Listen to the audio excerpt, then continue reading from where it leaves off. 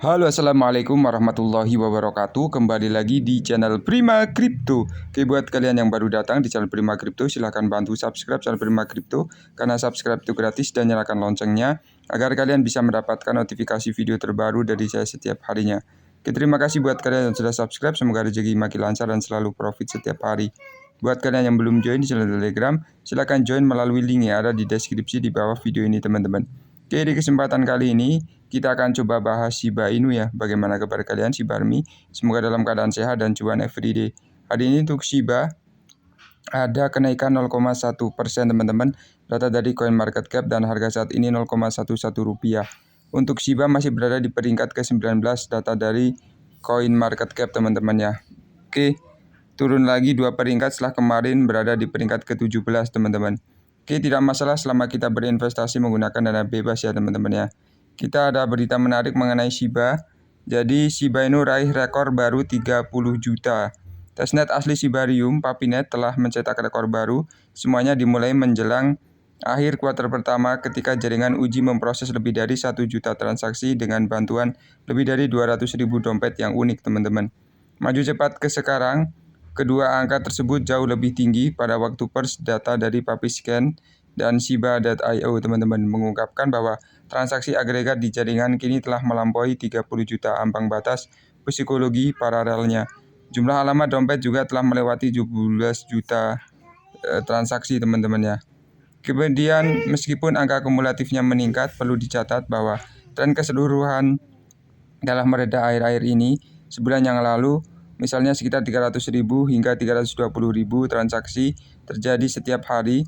Pada tanggal 19 Juni jumlahnya mencatat penurunan yang signifikan. Itu telah melayang datar sejak saat itu teman-teman, sekitar ambang 260.000. Selain itu rata-rata waktu blok atau waktu yang dibutuhkan untuk membuat blok baru mencapai sekitar 5 detik teman-teman.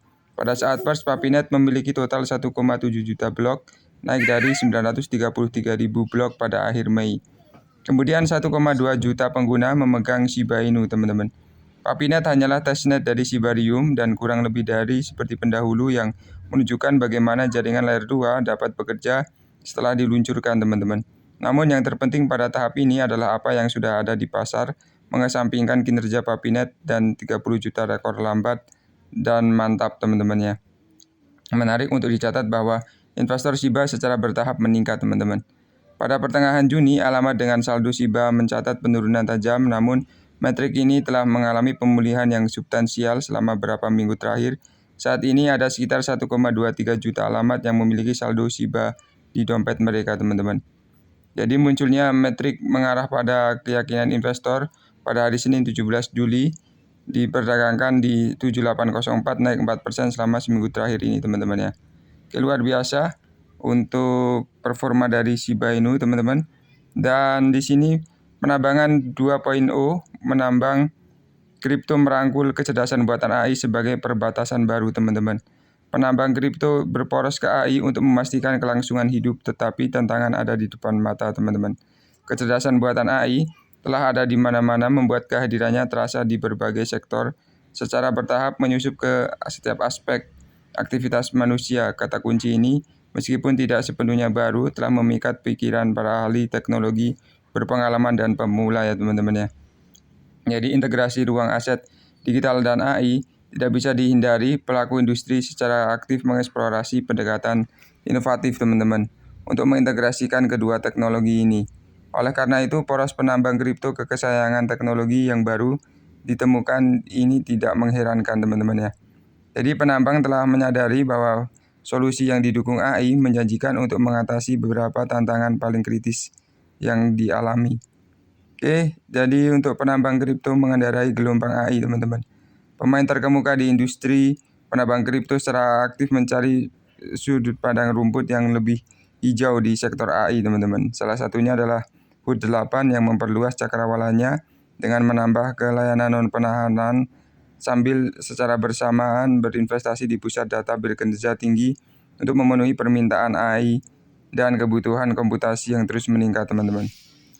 Jadi dalam percakapan dengan Crypto Potato, Edin Drummer, HOOD 8 mengatakan bahwa perusahaan secara unik memenuhi syarat untuk memenuhi beban kerja insentif klien AI teman-teman.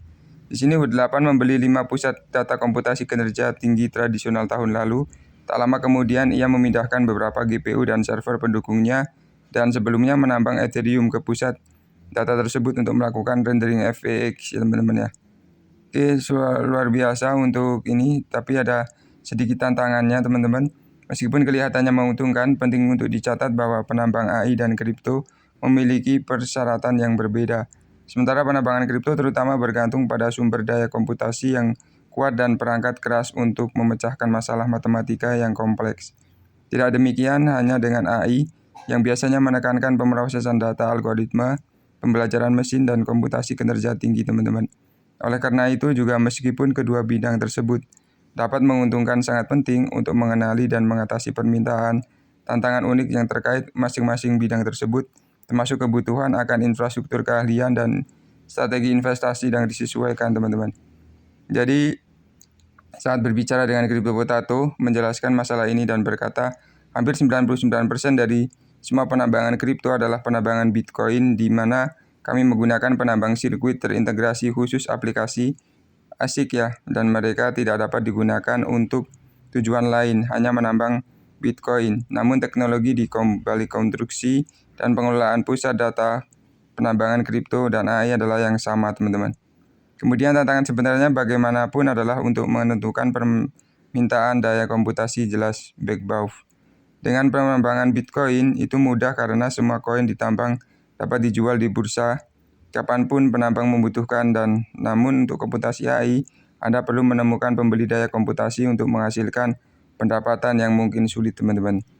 Kemudian backbauth ini menyoroti peluang bagi penambang untuk berpartisipasi dalam kebutuhan global akan daya komputasi dan menurut eksekutif telah muncul sebagai sumber daya penting untuk dunia era informasi teman-teman.